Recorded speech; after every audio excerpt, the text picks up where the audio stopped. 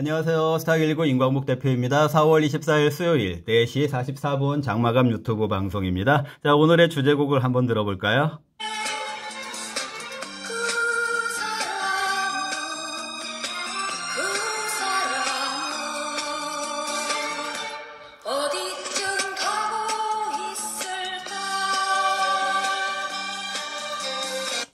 자, 그 사람은 어디쯤 가고 있을까? 어디쯤 가고 있을까라고 하는 굉장히 이 노래도 크게 히트를 했던 노래인데요. 아무래도 연식이 있는 노래다 보니까 우리 MZ세대들은 들어본 적도 없겠지만 또 뭐 한 50대 정도 되시는 구독자분들은 이 노래를 들어보신 분들이 많이 계실 거예요.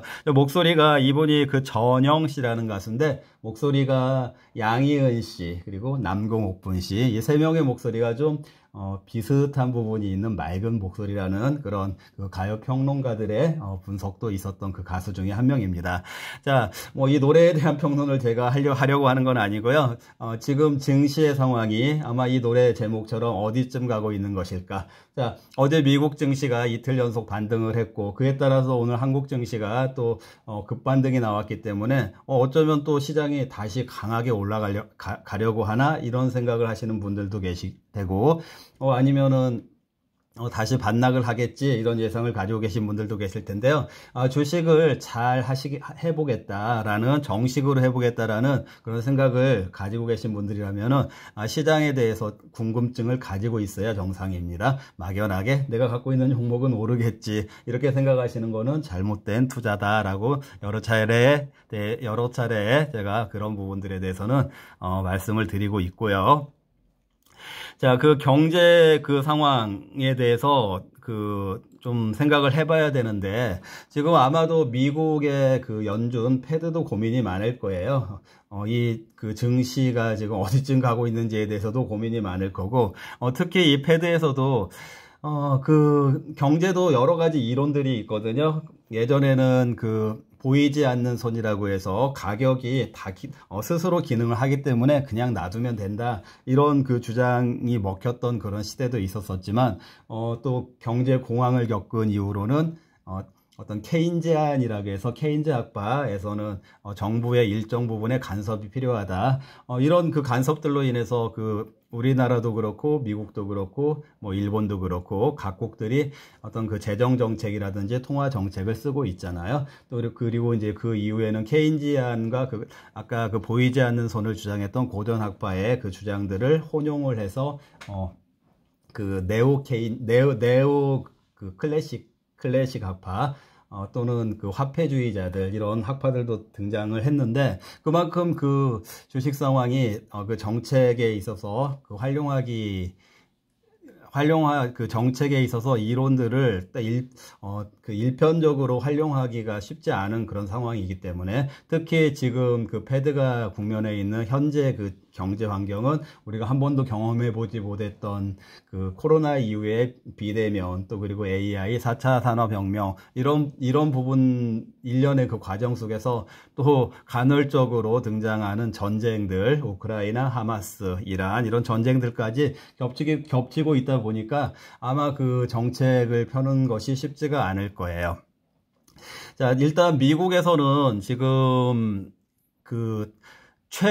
최우선 목표가 물가 하락이라는 목표죠. 미국 연준 패드에서는 물가 하락 그리고 물가가 일단 그 2%대까지 안정화가 돼야만 금리를 인하를 하겠다라는 그런 정책을 고수를 하고 있는 상황이죠. 자, 그런데 그 과정 중에 이 증시의 딜레마에 봉착하게 된 것이죠. 증시의 딜레마. 이 증시의 딜레마라고 하는 주가의 딜레마라고 하는 것은 아직 이런 물가가 2%대로 안착하지 않았기 때문에 이 금리 인하가 아직 시작도 못했는데 이 주가는 이미 금리 인하를 여러 차례 인하를 하고도 남았을 만큼의 주가가 미리 상승을 해버렸기 때문에 이런 딜레마 상황에 봉착을 하게 됐다. 그래서 제가 한 3, 4주 전부터 말씀드렸던 거는 이 주가의 딜레마로 인해서 미국 증시, 일본 증시의 조정이 예상된다. 그에 따라 한국 증시도 조정이 예상된다. 그 결과물로서 최근에 미국 증시와 일본 증시 급락, 그리고 한국 증시도 그 급락이 반영이 되면서 코스피가 2550선까지 갔다 왔다는 거 여러분들이 알고 계시고요. 자, 오늘 그 급반등에 따라서 우리 코스피의 경우에 2780, 거의 2800을 바라보고 있던 위치에서 2550선까지 급락을 했었었고, 자, 오늘 그 급반등에 의해서 그 낙폭의 한 반절 정도를 회복했다라고 할 수 있는 2680선 아래까지 움직이는 그런 장세가 나왔다. 이렇게 지금 한국 증시의 위치를 여러분들도 관찰을 하실 수가 있었을 것입니다. 자, 미국 증시 차트를 한번 보겠습니다. 이 차트는요, 일단 금리하고 제일 연관성이 큰 나스닥이고요. 오늘 월봉 차트를 가지고 여러분들과 한번 살펴보도록 하겠는데요. 지금 이 지점에서 보시면은 여기 월봉이 막 파란색으로 이렇게 거의, 빨간색은 중간에 몇 번 없었죠. 계속 파란색으로 이렇게 장식이 되면서 이렇게 하락 추세가 있었던, 이게 2022년도 고점이죠. 2022년도 고점에서 이렇게 이제 2023년도 여름경까지, 여름 상반기까지 이렇게 이제 급락을 하게 됐는데, 이 급락의 이유는 무엇이었습니까? 여러분들 혹시 기억이 나시나요? 자, 여기에서 이제 하락 장세로 전환이 된 거는 다름 아닌 긴축의 시작이죠. 긴축. 자, 긴축의 시작인데, 긴축의 방법은 두 가지가 있어요. 잘 들으세요. 긴축의 방법은 두 가지가 있는데, 하나는 연준의 대차대조표를 맞춘다라는 명목으로 긴축 자산 매각을 시작을 했죠. 자산 매각, 국채 같은 거를 가지고 있던 국채 같은 거를 시장에다가 연준에서 내다 파는 거예요. 그게 팔다 보면은 시중에 풀려 있는 이쪽에서 코로나 이후에 유동성이 많이 풀렸잖아요. 그 유동성을 흡수하는 효과가 있었기 때문에 그렇게 자산을 매각하는, 그걸 양적 긴축이라고 부르거든요. 양적 긴축. 그 양적 긴축이 있었고, 또 하나는 금리 인상이었죠. 자, 그러니까 긴축의 방법은 양적 긴축과 금리 인상 두 가지가 있었다. 이렇게 생각을 하시면 되는데, 그 와중에 이제 전쟁이 일어나고 이러니까 물가가 너무 급등을 하게 되니까 금리 인상 속도를 굉장히 빠르게 가져갔죠. 빅 스텝, 자이언트 스텝, 이런 과정에서 주가가 여기까지 이렇게 급락을 했던 것이죠. 자, 그런데 이제 여기까지 급락 이후에 점차 주가가 빠지고 나니까 너무 빠진 거 아닌가, 이런 인식들이 나왔었고, 또 여기에서부터는 이제 금리 인상이 정점을 통과했다. 그리고 물가도 어느 정도 잡혔다. 물가가 한때 9%까지 올라가는 그런 상황에서 4%대까지 떨어지니까 여기에서부터는 이제 주가가 상승을 하기 시작한 거죠. 왜냐하면 물가도 어느 정도 잡히는 모습을 보였고, 이제 금리 인상도 정점에 달했다 하니까, 이제 정점에 달했으니까 점차 피벗이라고 해서 금리 인하를 하겠지 하고, 이렇게 작년 하반기부터 미국 증시가 반등을 하게 된 거죠. 자, 그런데 여기서 연속 한 3개월 정도 다시 급락하는 모습이 나왔었어요. 여기에서 급락을 하게 된 이게 8월, 9월, 10월 달이라고 생각을 하시면 돼요. 작년 8월, 9월, 10월 달. 이때 우리 한국 증시에서는 반대 매매 일어나고 코스피가 다시 2200선이 무너지는 그런 급락이 나왔던, 그때 굉장히 반대 매매로 인해서 많은 사람들, 개인 투자자들이 많이 당했던 그 시기인데, 이때 이렇게 나왔던 이유는 금리 인하 기대감으로 이렇게 올랐는데, 고금리가 장기화가 될 수가 있다.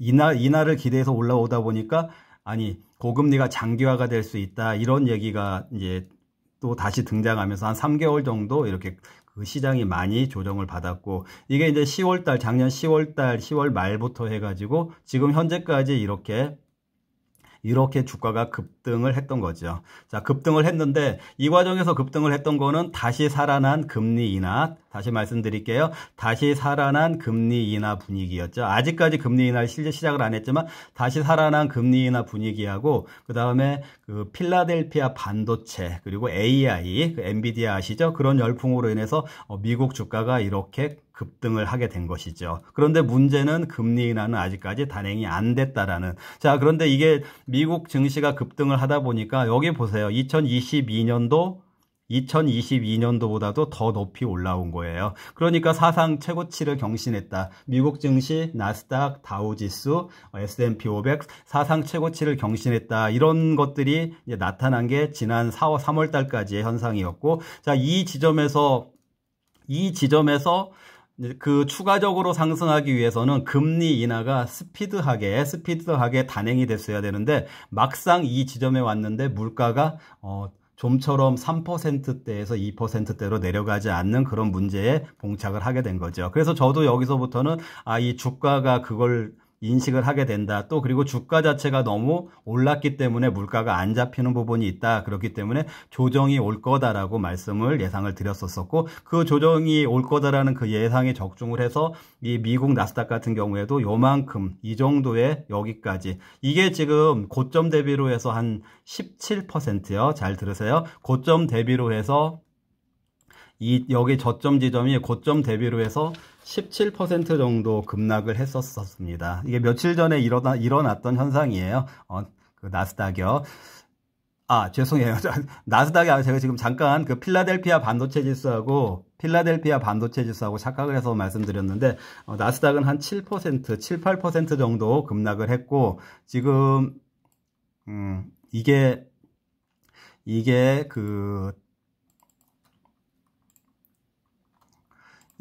어제 그제 반등을 하면서 이 7% 정도 하락했던 거가 이 전체적으로 이 고점 대비해서 어제 이제 미국이 반등을 했잖아요. 그래서 한 고점 대비로 해서 한 5% 정도 낮아져 있는 그런 상태. 자, 그러면 여기서 과연 여러분들도 생각을 해보세요. 이 3월 달에 고점 대비로 해서 이 나스닥이 겨우 5% 정도 한 7, 8% 조정을 받았다가 5% 정도 지금 조정을 받은 상태인데 이 조정이 아까 말씀드렸던 그 금리 인하가 시작도 안 되고 있는 이 주가 상승률에 대비로 해서 충분한 조정이라고 볼 수 있냐 이 부분이 정말 지금 시장에 있어서 관전 포인트가 되는 것이죠. 자, 다시 말씀드릴게요.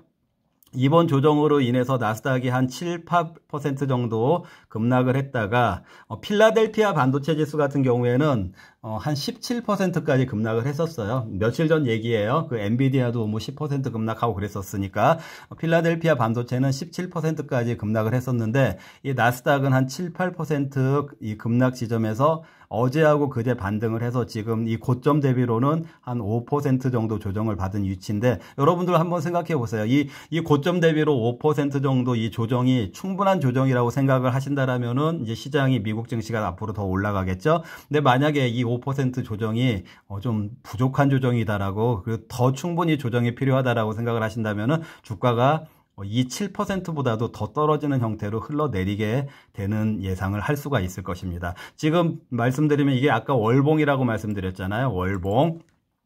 자, 월봉 차트이기 때문에 이 지금 말하자면 4월달 이 월봉 한번 나온 거가 충분한 조정으로 보이냐 이런 부분들이라고 여러분들이 생각을 하냐 충분한 조정이라고 생각을 하냐 이런 거에 대해서 제가 질문을 드리는 것입니다. 자, 저는 충분하지 않다라고 결론부터 말씀을 드리면요. 저는 충분하지 않다라고 생각을 합니다. 자, 다시 한번 그 주봉을 가지고 다시 한번 같이 판단을 해보시겠습니다. 자, 차트가 좀 모양이 바뀌었는데요. 이건 아까 좀 전에 보셨던 거는 월봉, 이거는 나스닥 주봉입니다. 자, 여기는 뭐 주봉으로 보더라도 아까 2022년 고점에서부터 이렇게 급락을 했던 부분 재차 설명을 드릴 필요가 없겠고요. 지금 여기서 제가 보라색으로 미리 선을 하나 그어놨는데 보시면은 이만큼이 3월달에 사상 최고치가 경신이 된 부분이고, 여기 2022년도 고점보다도 이렇게 더 추가 상승이 나온 부분. 근데 이 고점과 이 지점하고 다른 점이 무엇일까요? 자, 여기서는 유동성이 확 풀려 있었었고, 긴축을 시작하지 않았던 지점이죠. 그리고 긴축을 이제 시작을 하겠다라고 공표를 했던 이제 하락 추세로 가는 지점. 자, 여기는 주가가 많이 올라왔는데, 여기에서 시작됐던 그 금리 인상 이 부분이 피벗이 이루어지지 않았는데도 주가가 여기까지 올라와 있는 상태. 자, 그러면 이제 두 가지를 고민하겠죠. 위치상으로 봤을 때 그럼 여기처럼 이렇게 추세 급락으로 가는 장세가 오면 어떻게 하나 이런 생각이 드시겠죠. 월봉으로 보시더라도 여기처럼 이게 여기 나와 있는 이번 달에 나온 이 첫 번째 월봉이 이런 그 하락 추세를 시작하는 그 첫 월봉이 되면 어떻게 하냐, 그런 두려움이 여러분들 생기지 않습니까? 왜냐하면 여기도 보시면은 주가가 이렇게 추세적으로 이 정도 기간 급등한 이후에 이렇게 됐으니까, 여기도 지금 보시면은 비슷하잖아요. 그 올라온 것이 비슷하니까 이렇게 그 추세 하락 장세로 바뀌는 거 아닌가, 이런 걱정이 생기시지 않으시나요? 자, 그런데 여러분들 그거는 걱정하실 필요가 없어요. 다시 말씀드릴게요. 그것은 걱정하실 필요가 없는 것이, 자, 여기는 그렇게 됐던 이유가 금리 인상을 시작했잖아요. 아까 말씀드렸던 양적 긴축과 금리 인상을 시작하는 시점이었기 때문에 이런 거고, 지금 이 위치에서는 올라온 거는 비슷하지만 우리는 지금 금리 인하 카드를 기다리고 있잖아요. 금리 인하 카드를 기다리고 있는 중이니까, 그러니까 즉 지금 여기에서 이미 그 금리가 고금리 상태인데 우리는 지금 금리 인하를 기다리는 상태지, 이 고금리 상태에서는 금리를 더 올릴 수는 없잖아요. 그렇기 때문에 이런 형태의 급락 장세로는 가지 않는다. 이 부분에 대해서는 안도를 하시면 되고요. 자, 다만 이제 그 지난주에서 이렇게 본격적인 조정이 나왔고, 이제 이번 주 어제 월화해서 이렇게 반등이 나오고 있는데, 이게 지금 다시 상승 장세로 복구가 될 수 있겠는가, 이 부분에 대해서, 자, 뭐라고 말씀드렸었죠? 여기서 조정이 나온 이유는 이미 물가가 안 잡히고 금리 인하가 시작이 되지도 않았는데, 금리 인하를 몇 번 한 것만큼 주가가 올라온 게 문제였잖아요. 그럼 지금 금리 인하가 전혀 진행이 되고 있지 않은 상황인데, 요만큼 조정을 받았다고 해서 이번 주에 이렇게 반등하면서 계속해서 올라갈 수 있을까? 이거에 대해서 저는 회의적이다라는 걸 말씀드리는 거고요. 그러면 조정의 지점을 어디까지? 다시 말씀드릴게요. 조정의 지점을 어디까지? 자, 여기에서 1차적으로 피벗 기대감으로 여기까지 올라왔었는데, 여기 이만큼 조정을 받은 이유가, 이 부분이 아까 월봉으로 보여드리면은 이 세 달에 걸친 이 조정 구간이거든요.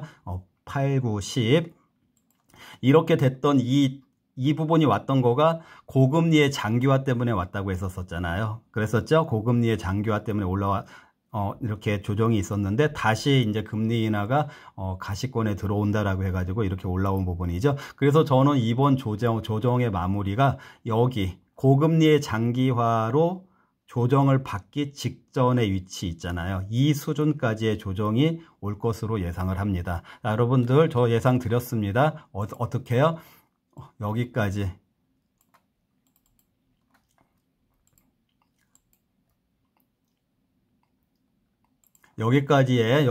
미국 증시, 지금 위치가 여기 이 위치예요. 이 위치에서 여기까지의 추가 조정의 가능성으로 저는 앞으로 미국 증시를 보겠다라고 말씀드리는 것입니다. 자, 그러니까 어제 오늘 반등을 했고, 어제 그제 반등을 했고, 이제 내일 모레 좀 더 올라갈 수가 있겠죠. 좀 더 올라갈 수도 있겠지만, 일단 저는 지금 철도처럼 보이는 그 주봉 20선, 이 저항을 완전하게 뚫지는 못할 거라고 보고 있고요. 이 주봉 20선 저항을 기준으로 했을 때 추가 하락으로 해서 여기까지 떨어지는 형태로 미국 증시가 추가적인 조정을 받을 것이다, 이렇게 생각을 하는데, 이 조정이, 저는 그렇다고 해서 이 조정이 하루 이틀 사흘 나흘 이렇게 단기의 조정을 받을 거다라고 생각을 하지 않아요. 자, 어떻게 생각을 하고 있냐면요, 이 구간처럼 지금 거의 1, 2, 3, 4, 5, 6, 7, 8, 9, 한 10여 주 정도의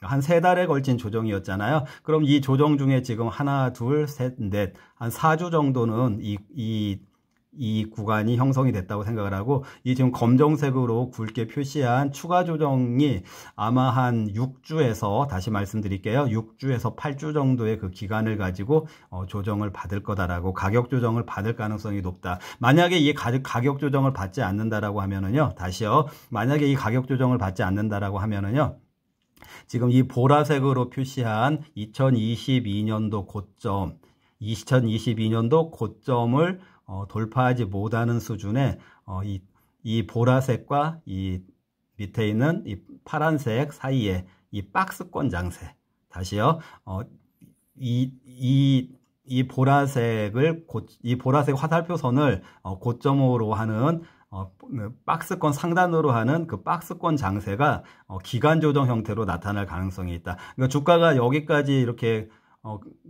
가격 조정의 가능성도 크고, 만약에 가격 조정이 안 이루어진다면은 이 고점을 이 보라색 선을 상단으로 하는 기간 조정이 한 2달 정도 이어질 가능성이 있다, 이렇게 본다라는 것이 저의 그 미국 시장을 보는 뷰입니다. 자, 그러면 오늘 한국 증시가 반등을 했는데, 그러면 이제 어떻게 돼야 될까요?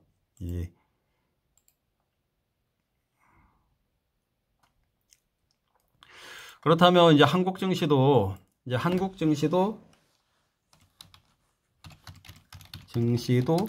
다시 반락할 가능성이 크다고 본다는 얘기가 되겠죠. 크다.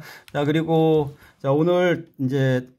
오늘 반도체주들이 이상급등했잖아요. 하이닉스하고 삼성전자. 자, 그 종목들 다시 한번 제가 아까 필라델피아 반도체가 17% 정도 급락해서 조금 반등해서 올라왔는데, 만약에 나스닥이 지금 말씀드렸던 것처럼 추가 하락으로 가게 된다면은 필라델피아 반도체 지수도 또 하락을 하게 되겠죠. 그러면은 이제 우리 한국의 반도체 주들도 이제 그런 비슷한 흐름을 가게 된다라는 게 맞고, 자, 그리고 이제 어제 말씀드렸던 밸류업 종목들은 오늘 은행주들도 그렇고 보험주들도 그렇고 다 마이너스 전환됐잖아요. 그 신호를 보더라도 한국 증시가 반락할 가능성이 커졌다라고 볼 수가 있고요. 자, 그런데 이제 다만 막 모든 종목들이 급락으로 무차별 급락 장세는 피할 것으로 보입니다.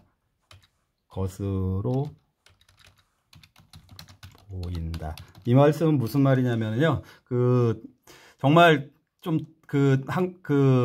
몇 종목이 지수를 올려놓은 걸 제외하고는 그 종목들 중에 이제 반등 초기에 있는 종목들이 있거든요. 이제 주도성을 갖고 있는 반등 초기에 있는 종목들이 있기 때문에 그 종목들은 지수가 밀린다고 하더라도 오히려 반등세를 이어나가는 그런 형태이기 때문에 모든 종목이 다 같이 무차별적으로 급락하는 그런 형태의 무차별, 굉장히 피곤하거든요. 피로감이 굉장히 이제 다가오는 그런 장세인데, 그런 장세는 피할 것으로 보인다. 그러니까 이거를 조금 다른 표현을 해보면은 마일드형 조정이라고 이렇게 저는 표현을 해보겠습니다. 그러니까 지수 기간 조정 또는 지수 조정, 가격 조정 상황에서도 오히려 주가가 올라가는 종목도 등장하게 된다, 이렇게 말씀드리는 거고, 일례로 자랑은 아니지만 저희 포트폴리오 종목들, 어제 제가 한양 ENG의 후속 종목으로 우주 관련주 16,000원대 종목 하나, 어제 문자 받으신 분들 계시죠? 추천했는데 이 종목 오늘 18,400원까지 올랐어요. 근데 이 18,400원까지 올랐는데, 이게 예를 들어서 이 종목 같은 경우에는 2만원까지 갔다가 16,000원대까지 조정받았다가 18,000원대까지 올라온 이게 아니에요. 그런 형태로 이번에 반등한 종목들도 있죠. 근데 그런 종목들은 저는 피해야 된다라는 거 말씀드리는 거고, 그렇게 움직이지 않았고, 이 종목은 그냥 지난번에 코스피 2,780선 갔을 때, 2780선 갔을 때 한 15,000원 정도 됐었어요. 무슨 말씀인지 알겠죠? 그때 15,000원이었는데 주가가 빠졌는데 오히려 16,000원대로 올라왔고, 이번에 반등하니까 오히려 주가가 훨씬 더 많이 오른 18,400. 그러니까 일반적으로 생각하는 지수 흐름하고 좀 많이 차별적으로 움직이는 종목들이 있다. 이런 종목들로 포트폴리오를 구사를 하고 있습니다. 구사. 그리고 저는 그때도 이제 말씀드렸지만, 주도주를 반도체에서 그 축이 좀 바뀔 거다라고 말씀드렸고, 그런 축의 이동에 있어서 좀 일단 1차적으로 좀 보는 부분들이 디스플레이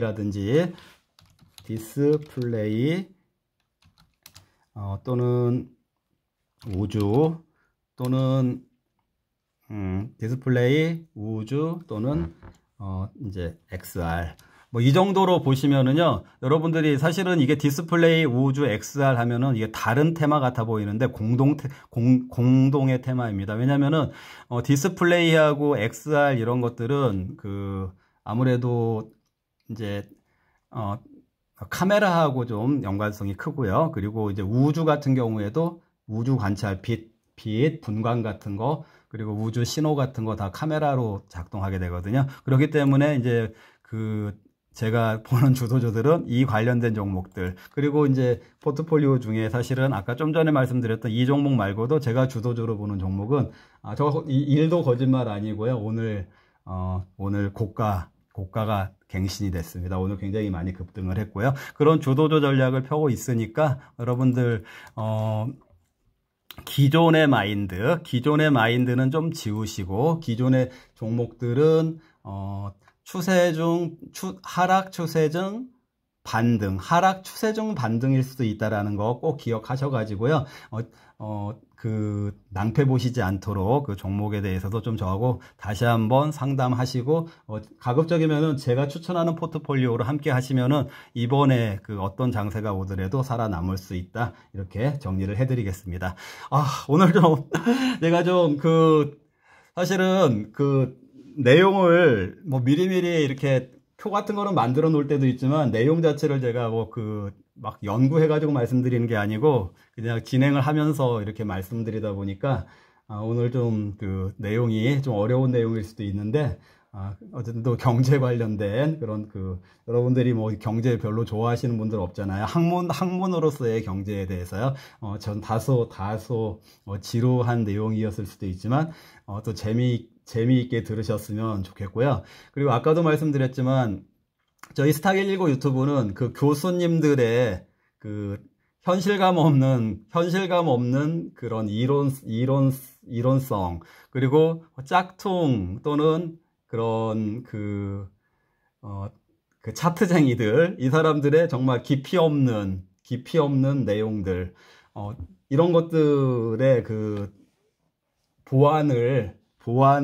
것들을 다 보완을 하는 컨텐츠의 내용을 제가 제공을 해주고 있지 않습니까? 거기에다가 가끔은 예능성까지 첨가를 해서 여러분들에게 재밌게 제공을 해드리고 있지 않습니까? 아직 구독 안 하신 분들은요, 구독 눌러주시고요. 오늘 내용이 또 재미있으시고 유익하셨으면 좋아요도 꼭 눌러주시고요. 또 우리 포트폴리오 참여해서 시장에서 중심에서 계신 또 저하고의 좋은 인연으로, 정말 함께 이번에 좋은 인연으로 한번 자산 이런 쪽으로도 새롭게 도움을 받아보시는 분들이 많이 계셨으면 좋겠습니다. 네, 감사합니다. 내일 뵙겠습니다.